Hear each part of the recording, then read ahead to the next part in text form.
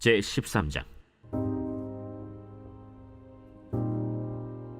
다윗이 천부장과 백부장 곧 모든 지휘관과 더불어 의논하고 다윗이 이스라엘의 온 회중에게 이르되, 만일 너희가 좋게 여기고 또 우리의 하나님 여호와께로 말미암았으면 우리가 이스라엘 온 땅에 남아있는 우리 형제와 또 초원이 딸린 성읍에 사는 제사장과 레위 사람에게 전령을 보내 그들을 우리에게로 모이게 하고 우리가 우리 하나님의 궤를 우리에게로 옮겨오자.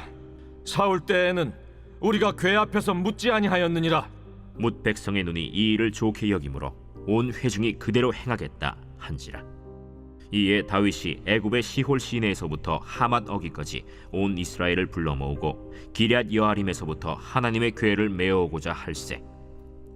다윗이 온 이스라엘을 거느리고 바알라 곧 유다에 속한 기럇 여아림에 올라가서 여호와 하나님의 궤를 메어오려 하니, 이는 여호와께서 두 그룹 사이에 계심으로 그러한 이름으로 일컬음을 받았더라.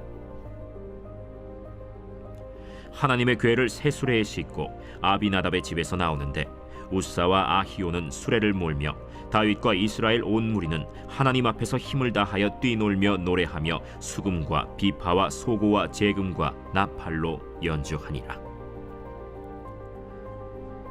기돈의 타작마당에 이르러서는 소들이 뛰므로 우사가 손을 펴서 궤를 붙들었더니 우사가 손을 펴서 궤를 붙듦으로 말미암아 여호와께서 진노하사 치심에 그가 거기 하나님 앞에서 죽으니라.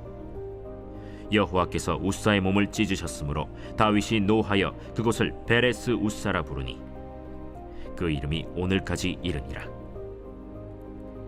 그날에 다윗이 하나님을 두려워하여 이르되, 내가 어떻게 하나님의 궤를 내 곳으로 오게 하리요? 다윗이 궤를 옮겨 자기가 있는 다윗 성으로 메어들이지 못하고 그 대신 가드 사람 오벳 에돔의 집으로 메어가니라. 하나님의 궤가 오벳 에돔의 집에서 그의 가족과 함께 석 달을 있음이라. 여호와께서 오벳 에돔의 집과 그의 모든 소유에 복을 내리셨더라.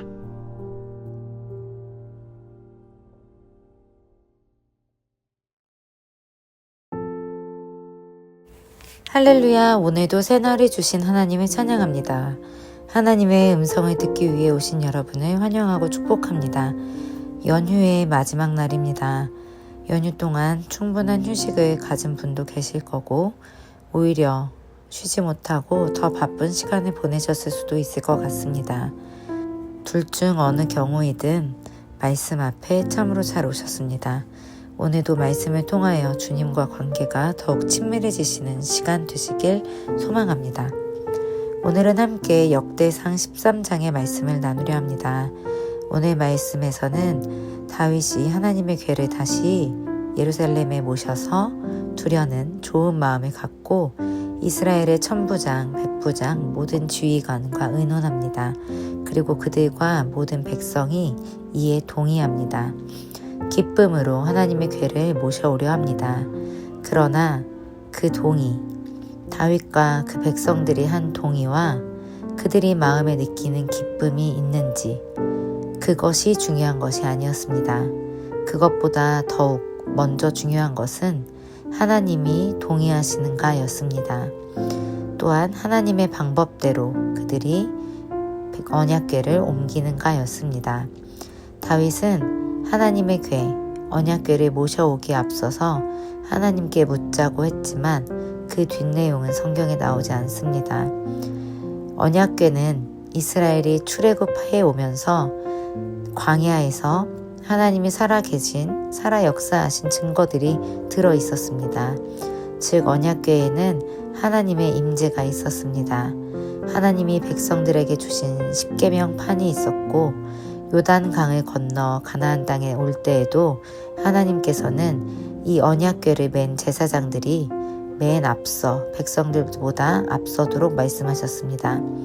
이스라엘 백성들에게 하나님의 임재를 나타내는 증거가 들은 궤이기 때문에 이 언약궤를 다시 모셔온다는 기쁨에 다윗과 온 이스라엘 무리는 춤을 추기까지 했다고 합니다.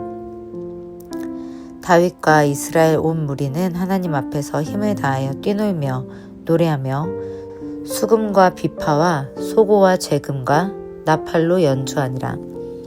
그러나 이들은 가장 중요한 한 가지를 잊고 있었습니다. 하나님의 임재를 나타내고 하나님과 이스라엘 사이의 언약을 상징하는 이 언약궤를 옮기는 하나님만의 방법과 규례를 지켜야 한다는 것을 잊었습니다. 다윗과 이스라엘 백성의 의도는 좋았습니다. 그 목적은 좋았습니다. 그리고 마음의 기쁨도 넘쳤습니다. 그러나 그것이 그 의도와 그 마음이 하나님의 마음과 일치하는지, 하나님의 방법대로 진행하고 있는지 그것이 중요했습니다. 우리가 많은 일을 하는 것도 중요하고 좋지만 하나님을 섬기고 하나님에 대한 우리의 믿음을 지킬 때 나의 마음, 생각, 행동이 하나님과 일치하는지, 하나님과 한 마음이고 한 생각인지, 하나님이 원하시고 명령하신 방법대로 우리가 행동하는지 우리는 더욱 신중해질 필요가 있습니다. 법칙과 질서대로 일하시는 하나님이심을 우리가 분명히 기억하기 원합니다. 아무리 좋은 의도와 목적도 하나님의 마음과 하나님의 방법과 동떨어진 것이라면 사단이 틈타기 쉽습니다. 세상에서도 우리의 안전을 지키기 위한 법이 있듯이 하나님께도 우리를 위한 또 하나님의 나라를 위한 법이 있습니다. 웃사가 하나님의 궤를 실은 수레가 휘청거릴 때 궤가 떨어지지 않도록 붙잡았고 하나님은 이에 노하셨습니다. 웃사가 손을 펴서 궤를 붙들므로 말미암아 여호와께서 진노하사 치심에 그가 거기 하나님 앞에서 죽으니라. 출애굽기 25장 14절과 15절에 이 언약궤, 즉 증거궤에 대한 하나님의 말씀이 나옵니다.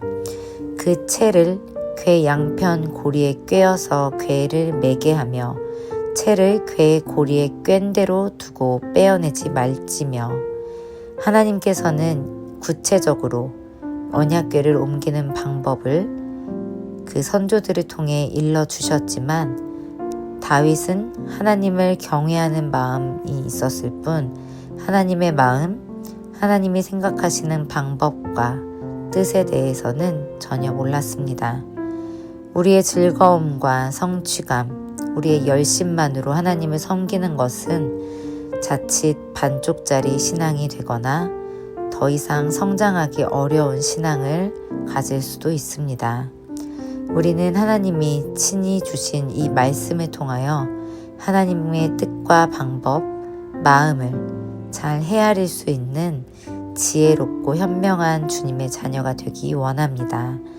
성령님을 통해서 우리에게 주시는 지혜와 또 하나님이 세우신 리더를 통해 주시는 하나님의 말씀 앞에 나를 낮추고 순종할 수 있는 우리 모두가 되길 간절히 기도합니다. 함께 기도하겠습니다.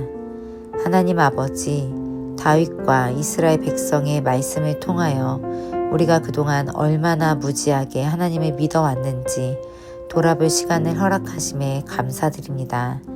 나의 열심만으로 내 마음과 내 목적이 중심이 되어서 하나님을 섬기지 않도록 은혜 더하여 주시고 지혜 주시옵소서. 하나님과 더욱 친밀해지고 하나님을 더욱 알아가게 하셔서 하나님의 마음, 하나님의 방법, 하나님이 원하시는 질서대로 하나님을 잘 섬길 수 있는 지혜로운 주의 자녀 되도록 성령님 도와주시옵소서. 오늘 하루의 삶 가운데서도 주님의 뜻을 새롭게 알아갈 수 있도록 은혜 주실 줄 믿으며 예수님의 이름으로 기도드립니다. 아멘.